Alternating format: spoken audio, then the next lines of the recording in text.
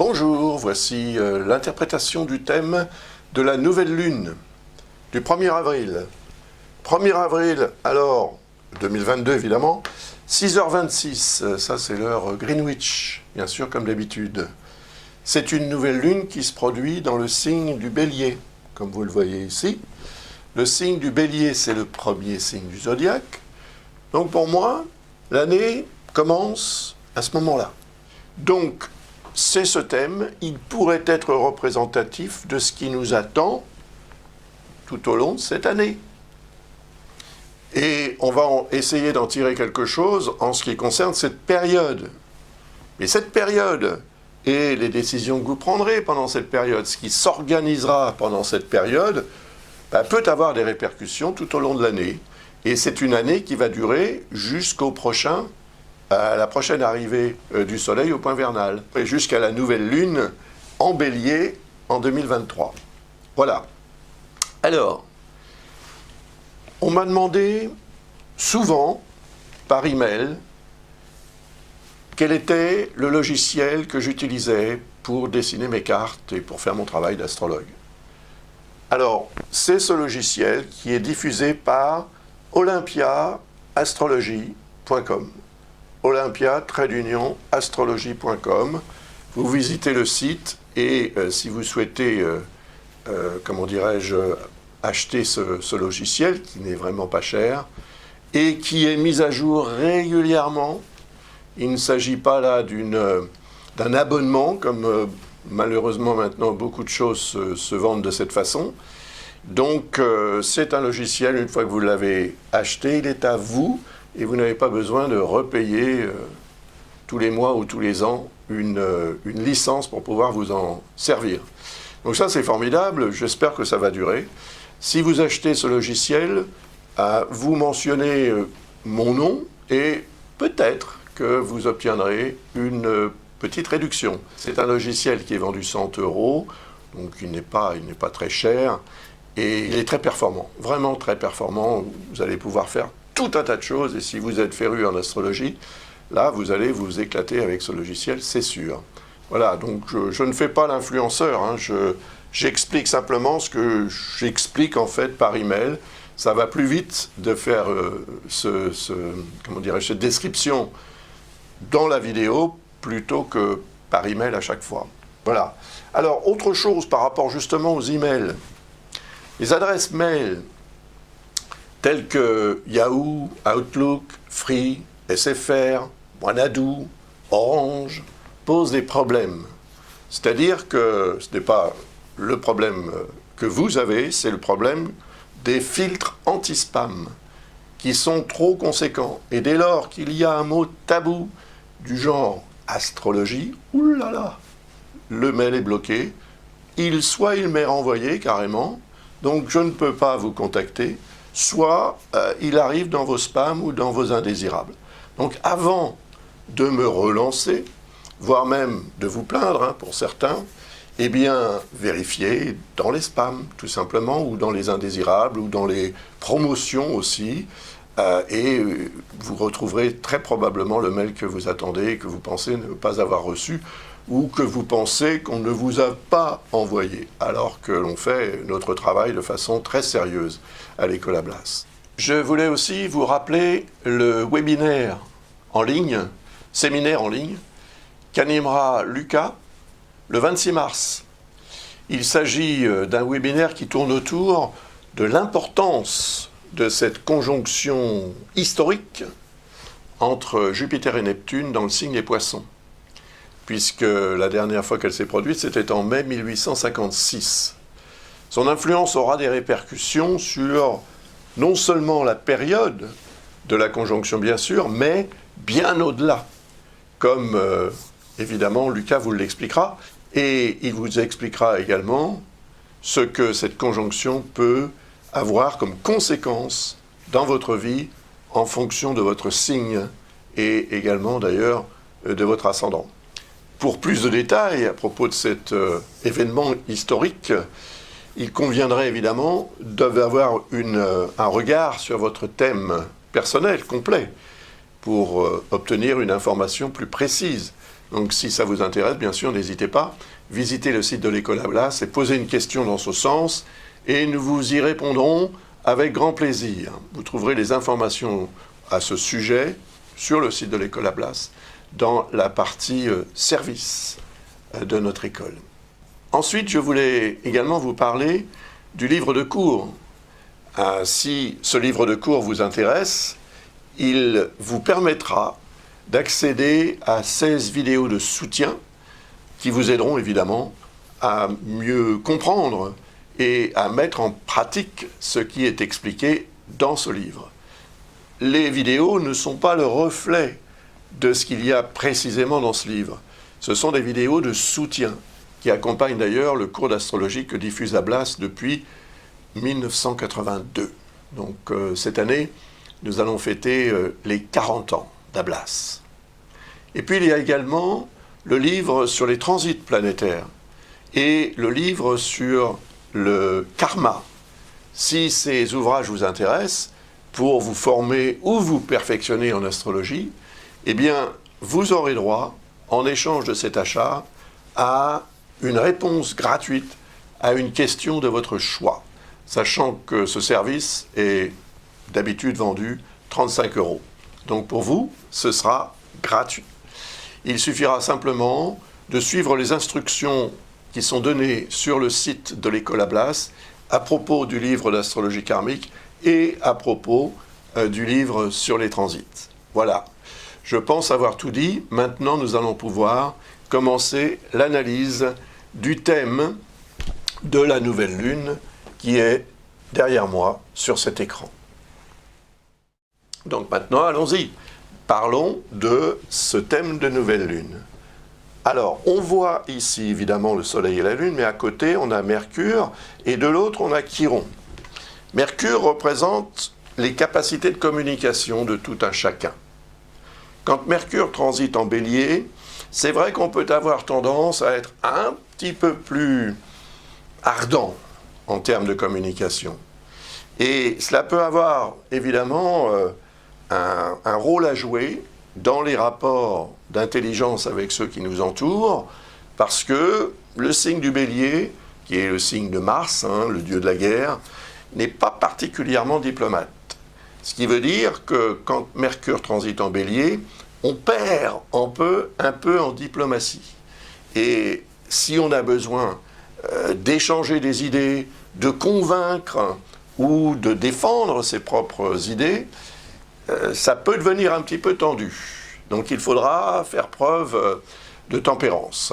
Retenez bien que ce transit de Mercure en Bélier, qui va durer environ 2 semaines, autour de cette date, donc, prenez note quand même, parce que ça peut vous aider lorsque vous allez vous trouver dans une situation où vous vous sentirez un peu tendu, un peu dans la réactivité, manquant de patience, prêt à réagir vertement. Eh bien, mettez un petit peu le pied sur le frein, tournez cette fois votre langue dans votre bouche avant de dire des choses que vous pourriez regretter ensuite. Il y a, là, vous voyez ces lignes bleues vers Vesta. Alors ça, c'est très intéressant, parce que justement, Vesta représente la diplomatie, l'harmonie et l'équilibre que l'on peut préserver ou restaurer dans les relations humaines. Donc, Vesta est là quand même pour indiquer un potentiel d'harmonisation dans les relations qu'on a avec ceux qui nous entourent.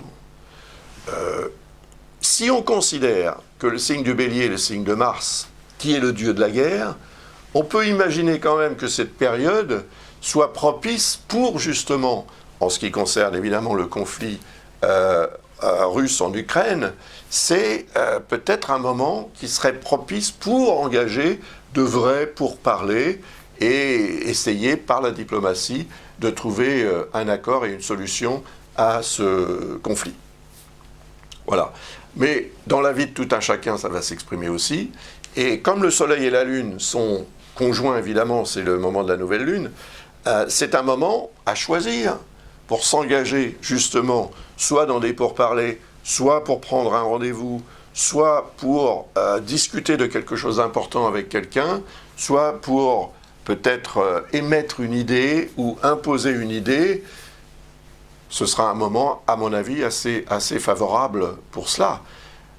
Et avec l'apport de Chiron, qui en fait est de l'autre côté de cette conjonction, il est à 12 degrés, eh bien, Chiron représente justement la capacité qu'on a tous à analyser les choses, à observer, à, comment dirais-je, à détailler également.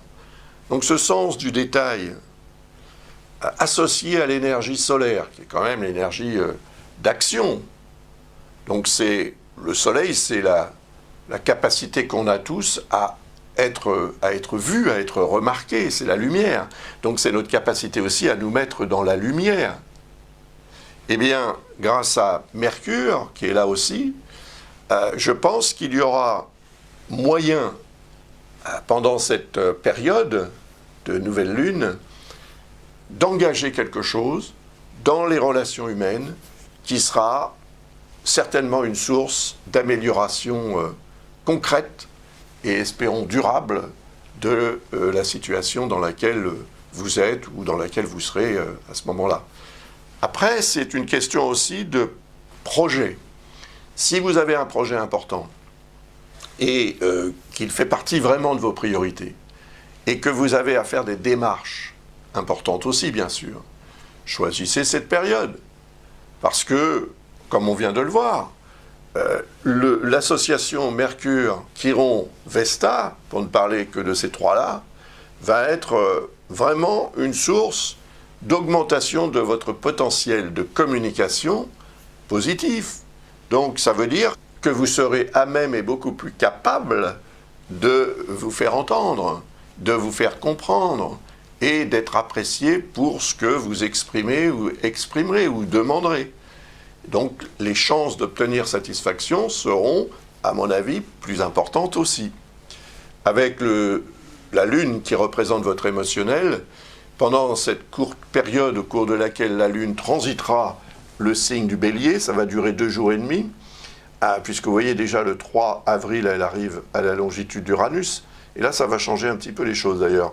Mais pendant cette période-là, donc le 31 mars et le 1er avril, vous serez dans une énergie au cours de laquelle non seulement votre mental, mais également votre émotionnel agiront, je dirais, d'un commun accord pour permettre une avancée dans ce que vous voudrez réaliser.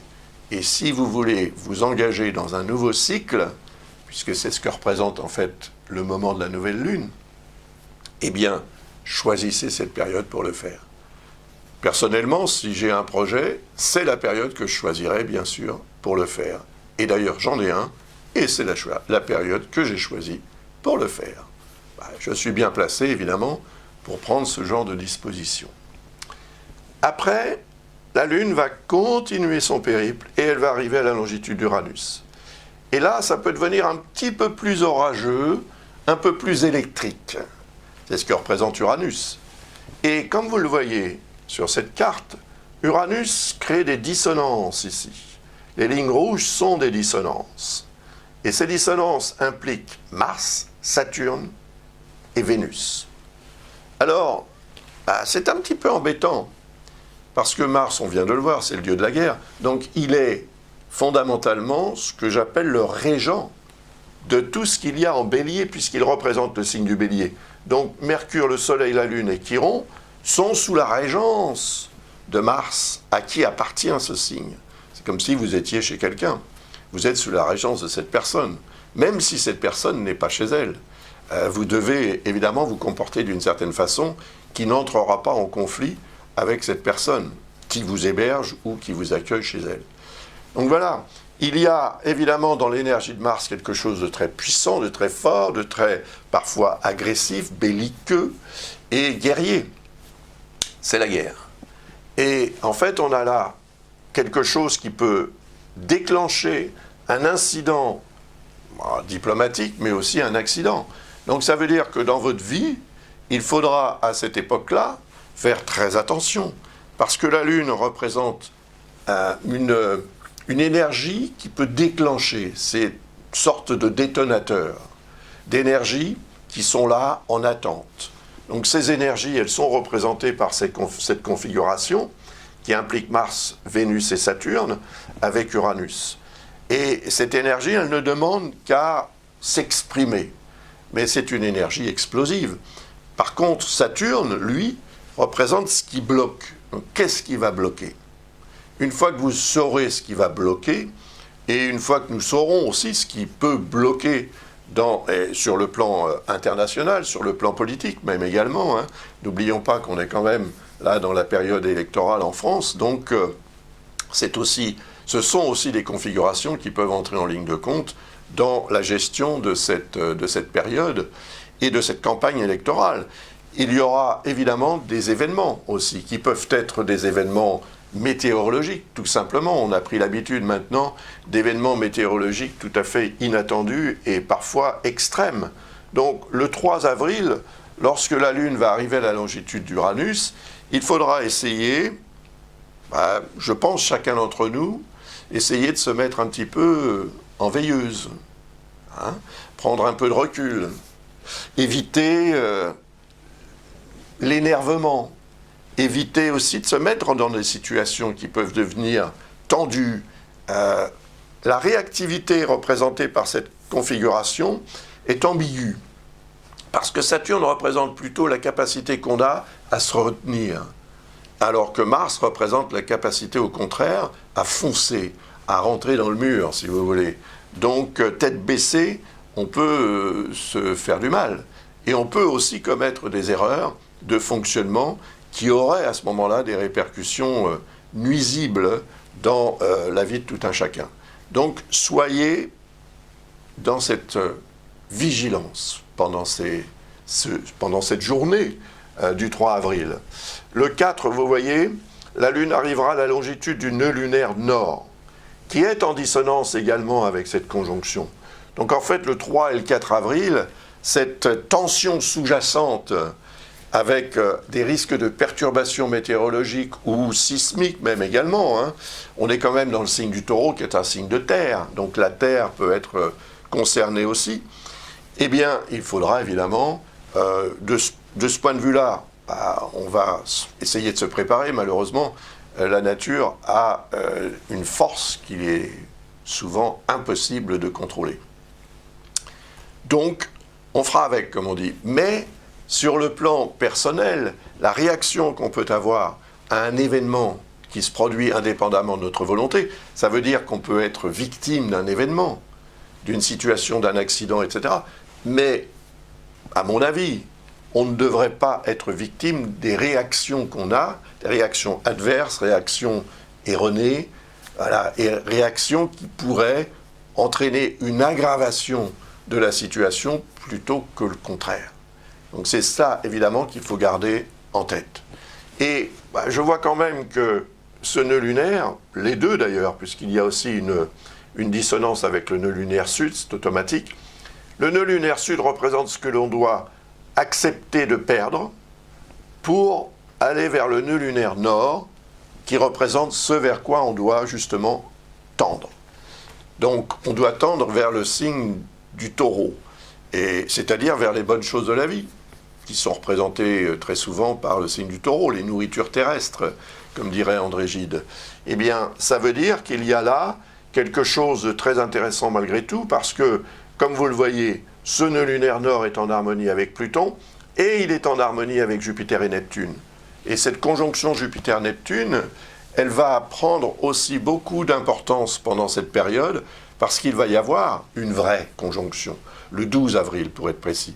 Et à ce moment-là, effectivement, l'énergie de l'eau, qui est représentée par le signe des Poissons, dans lequel se trouve Neptune, qui est la planète qui représente le signe des Poissons, c'est le dieu de la mer et des océans. Jupiter, c'est l'exaltation, l'augmentation à outrance. Il peut y avoir, effectivement, sur le plan météorologique, quelques problèmes avec l'eau, ou à cause de l'eau, des précipitations ou d'autres manifestations du climat. Alors, malgré tout, ce nœud lunaire nord est en harmonie avec Jupiter et Neptune. ça laisse penser que malgré la dissonance qui provient de Mars, Vénus, Saturne, qui sont ici en Verseau, ça laisse penser quand même que Jupiter, la générosité, Neptune, la dimension quand même spirituelle de l'être humain, pourrait jouer un rôle positif pour éviter une explosion qui serait représentée par ce genre de configuration, la dissonance Uranus-Mars en particulier, n'indique pas du tout de la patience, mais au contraire de la réactivité excessive. Et cette réactivité excessive peut être un peu contrôlée par la foi, c'est vrai, par la dimension spirituelle d'une façon générale, sans nécessairement passer par la religion, sachant qu'on est tous quand même connectés plus ou moins, on a une âme, donc se connecter à cela peut permettre de tempérer, de temporiser et d'éviter le pire. Après, la Lune va rejoindre la Lune noire. Ça va se produire le 7 avril. Cette Lune noire est au quinconce de Pluton, elle est au quinconce du nœud lunaire sud. C'est l'ambiguïté. Qu'est-ce que je dois faire? Est-ce que je dois le faire? Est-ce que je ne dois pas le faire? Etc. C'est le pour et le contre. C'est l'hésitation. C'est aussi la tendance à procrastiner, c'est-à-dire à remettre au lendemain ce qu'on devrait faire le jour même. Pluton, c'est symbolique de ce que l'on doit abandonner. Donc, on sait parfois que l'on garde des choses, des souvenirs, des relations, tout un tas de choses qui ne sont pas forcément nécessaires et qui, au contraire, peuvent avoir tendance à nous, entre guillemets, à nous pourrir la vie. Et parfois, c'est pas du tout entre guillemets.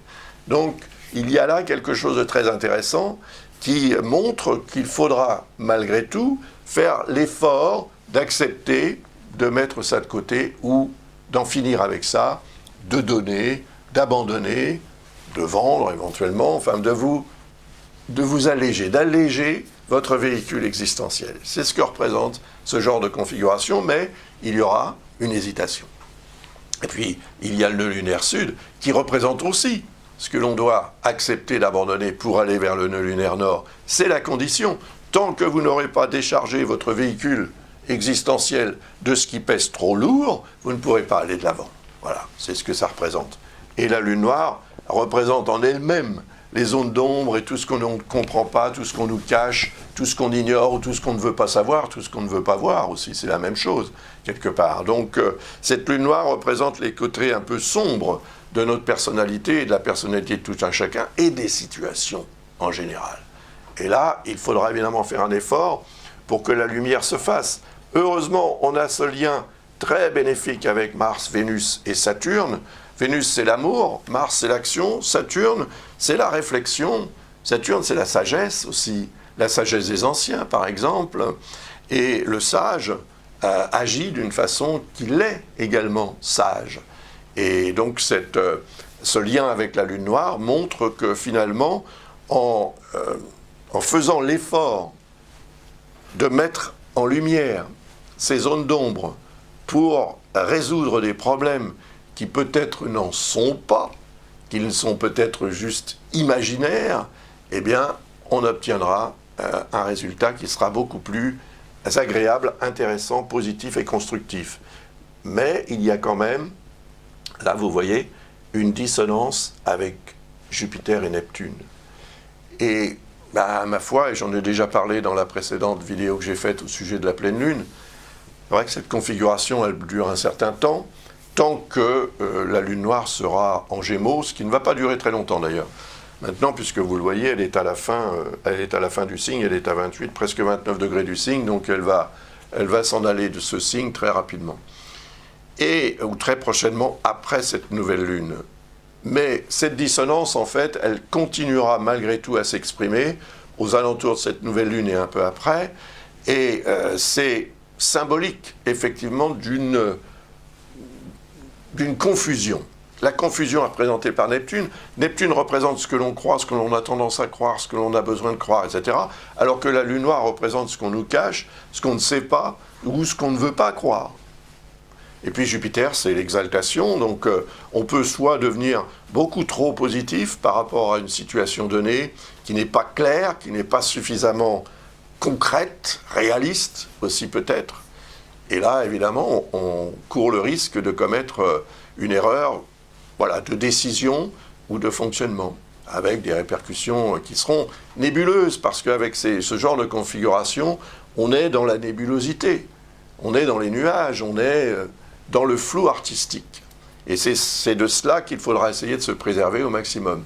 Et ces liens ici, surtout avec Saturne, sont quand même très intéressants de ce point de vue-là, justement parce que Saturne représente le côté rationnel, réaliste et parfois prudent de la personnalité. Et cette prudence sera évidemment nécessaire parce qu'elle évitera aussi des erreurs de décision, parce qu'on aura cru quelque chose qui ne sera pas du tout, peut-être, pas du tout, le reflet de la réalité.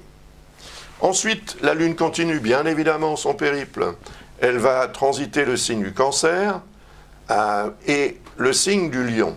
Alors, dans le signe du Cancer, c'est quand elle va arriver à la fin du signe, donc le 10 avril, qu'elle aura une influence au niveau de Pluton, qui lui sert en fait de régénérateur. On l'a vu tout à l'heure, grâce à ce lien avec le nœud lunaire nord, il y en a un aussi avec le nœud lunaire sud, il n'est pas tracé mais on peut le mettre. Ce sont des liens positifs qui indiquent effectivement un potentiel de réalisation grâce à cette capacité qu'on a tous, en fait, à se régénérer. Et la régénération, ça passe aussi par l'élimination. Donc, que devez-vous éliminer en termes de choses ou d'autres, quoi que ce soit. Ça, c'est important. Une fois que vous saurez ce dont vous devez vous débarrasser, entre guillemets, eh bien, vous pourrez agir dans ce sens de façon positive, avec évidemment diplomatie si possible, si ça concerne quelqu'un d'autre. Et puis voilà, c'est vous qui verrez, hein, parce que je ne peux pas savoir. Ensuite, le Soleil va transiter en Lion du 10 avril au 12 avril. Et là, il va former des oppositions avec ce qu'il y a en Verseau en face. Il va former aussi une quadrature avec ce qu'il y a en Taureau et une quadrature avec ce qu'il y a en Scorpion, les nœuds lunaires, en particulier pour le Taureau, le Scorpion, et Uranus pour le Taureau. Donc là, entre le 10 et le 12 avril, on est aussi dans une logique d'énervement et de tension qui revient. La tension revient et elle devient aussi une source de dispersion. On ne sait plus trop comment agir ou réagir. On a vu que le 12 avril, il allait y avoir cette conjonction Jupiter-Neptune qui est historique, puisque la dernière fois qu'elle s'est produite, c'était en 1856, au mois de mai. Là, ça va se produire au mois d'avril. Eh bien, peut-être que c'est représentatif de perturbations météorologiques, d'inondations et de choses comme ça, c'est pas impossible, hein, ou d'inondations dans votre vie, c'est-à-dire sur le plan aussi émotionnel, sur le plan moral, sur le plan existentiel en général. Et cela peut créer beaucoup de tensions. Donc ce sont 2 jours, voire 2 jours et demi, hein, c'est le temps que met la Lune pour traverser un signe, au cours desquels il faudra vraiment faire un effort pour éviter d'être dans l'émotionnel. Car quand vous êtes dans l'émotionnel, vous perdez votre rationnel. L'aspect rationnel de la vie disparaît au profit de son aspect émotionnel. Et évidemment, là, on n'est plus du tout réaliste.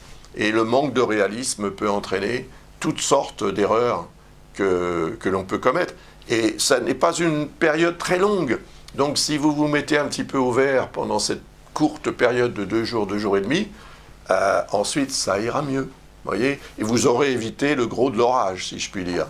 Cela dit, cette lune en Lion, elle sera en harmonie avec Mercure, avec le Soleil, avec Chiron. La lune, évidemment, elle sera ici, donc elle ne sera plus là, mais ça reproduit quand même une énergie positive par rapport à ça, et par rapport à ce que je vous ai dit, de cette configuration en accord avec celle-ci, c'est-à-dire avec Vesta. Donc revoyez dans la vidéo ce que j'ai expliqué à ce propos. Parce qu'il peut y avoir un retour, si vous voulez, ou une répercussion, ou une conséquence, ou bien même peut-être tout simplement une échéance en rapport avec des décisions prises ou une action menée ou un événement, une opportunité, etc., qui se serait exprimée au moment de la nouvelle lune, ou un peu avant, ou un peu après. Elle est à 11 degrés la lune. 11 degrés pour la lune, ça correspond à 22 heures à peu près en termes de déplacement. Donc 22 heures avant cette nouvelle lune, la lune entrera dans le signe du bélier. Et c'est le moment où l'énergie de cette nouvelle lune va se mettre vraiment en place. Donc c'est la veille en fait. La veille du 1er avril, le 31 mars. Et ensuite la lune va transiter ici dans le signe de la Vierge, où elle va produire une opposition avec Jupiter-Neptune. Donc là, on est effectivement dans l'énergie de ce que je vous expliquais tout à l'heure, cette fameuse conjonction historique qui peut continuer évidemment de faire parler d'elle quelques jours après le 12 avril. Donc entre le 12 avril et le 14 avril, ça risque d'être assez humide, effectivement. Cela dit, il y a quand même des liens positifs avec les nœuds lunaires, et il y a aussi une énergie qui va s'exprimer par rapport à Pluton, qui est une énergie de régénération. Cela dit, on a quand même des quinconces avec ce qu'il y a ici en Bélier et en Verseau. Donc, hésitation, encore une fois. C'est ce que représente le quinconce. Et pourtant, il y a beaucoup d'énergie dans ces configurations. Ça, c'est clair. Vous avez ici quand même 4 éléments, 4 astres. Ici, vous en avez 4 également. Et ils sont en liaison bénéfique. Mais c'est intense. Et cette intensité, même si elle est bénéfique, il faut savoir quand même que la réussite peut se retourner contre soi. C'est-à-dire qu'on peut être dépassé par la réussite. Et avoir effectivement trop de demandes ou trop de succès peut tuer le succès lui-même. Donc, et avoir un effet très perturbateur sur la personne. Donc, il faudra évidemment faire les choses dans les règles de l'art, au moment où il faut les faire, pas avant et pas après. Alors ce sera vraiment, et c'est les quinconces qui représentent ça aussi, une question de timing. Si vous êtes vraiment calé sur le moment où ça doit être fait, pas avant, pas après, ce sera bon. Avant l'heure, c'est pas l'heure, après l'heure, c'est plus l'heure. Voilà, il faudra vous rappeler de ça. Ça peut vous être utile pendant ces 2 jours, entre le 12 et le 14 avril. Et puis là, à partir du 14 avril, quand la Lune va transiter en Balance, elle commence l'opposition avec le Soleil qui sera toujours en Bélier, parce qu'il va y avoir une pleine Lune le 16 avril à 26 degrés 46 du signe de la Balance et à 18h58 heure Greenwich, donc en France par exemple, puisqu'il y aura 2 heures d'avance sur Greenwich à cette époque, il sera 20h58. Donc ce sera le moment de la pleine Lune, qui, j'espère, sera belle et qu'on pourra admirer dans un beau ciel dégagé sans nuages. L'opposition, Soleil-Lune, c'est encore une fois un phénomène d'éclipse éventuel. En tous les cas, c'est la fin du demi-cycle de cette période de lunaison qui dure en général jusqu'à la nouvelle lune suivante. Et la nouvelle lune suivante, elle aura lieu toujours en Bélier, le 30 avril. Je ferai une vidéo à ce sujet, bien sûr. En attendant, je vous remercie de votre attention renouvelée, de votre intérêt pour mon travail et pour tous vos messages que je lis, mais auxquels je n'ai vraiment pas malheureusement le temps de répondre. Je vous remercie tous pour vos petits mots sympas. Et je vous donne donc rendez-vous sur mon site internet. Si vous avez une question à poser, voyez ce qu'il en est sur le site. Nous vous répondrons, quel que soit le domaine dans lequel vous souhaiterez une information. N'hésitez pas, visitez le site de l'École à Blas, vous trouverez les informations pour poser votre question, accéder au formulaire spécifique, etc. De même, si vous souhaitez évidemment commander une analyse approfondie de votre thème ou des prévisions pour l'année à venir ou autre chose, n'hésitez pas, vous aurez toutes les informations sur le site de l'École à Blas. Et de même aussi, si vous voulez vous inscrire au cours et vous former à l'astrologie, pour devenir, pourquoi pas éventuellement, astrologue professionnel. C'est un beau métier et toutes les personnes qui travaillent sur le site de l'École à Blas sont des anciens élèves de cette même école. Donc peut-être qu'un jour, vous serez aussi parmi l'équipe de cette belle aventure qu'est l'Ecolablas, qui dure quand même depuis décembre 1982. Voilà. Donc cette année, on va fêter les 40 ans. Au revoir. À bientôt.